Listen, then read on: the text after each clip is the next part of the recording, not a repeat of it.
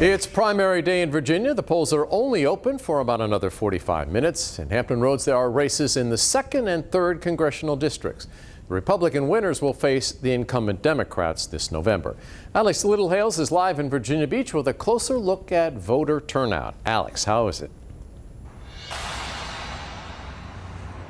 Well, David, the COVID-19 pandemic changed a lot about how we vote today. Between curbside and absentee ballots being more accessible than ever, fewer people are turning to more traditional in-person voting options. And even election officials told me today that that is something they're seeing here in the primaries today.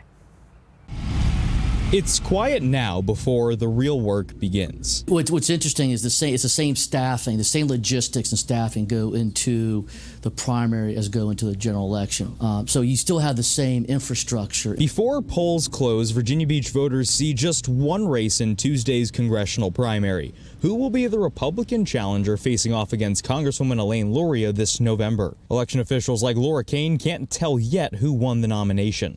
But what they can tell is the way in which we're voting. Seeing this kind of participation tells me that, yes, November will be a lot more as well, because we don't normally have these numbers for a primary. The 2020 Republican primary, more than 26,000 people cast an in-person vote.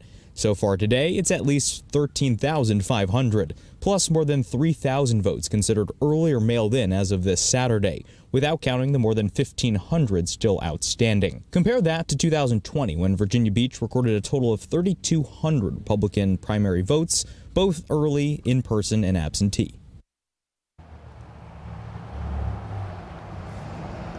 Now, it's important to note that your mailed-in ballot will still count as long as it's postmarked by today and received by election officials by this Friday. Live in Virginia Beach, I'm Alex Littlehales for 13 News Now.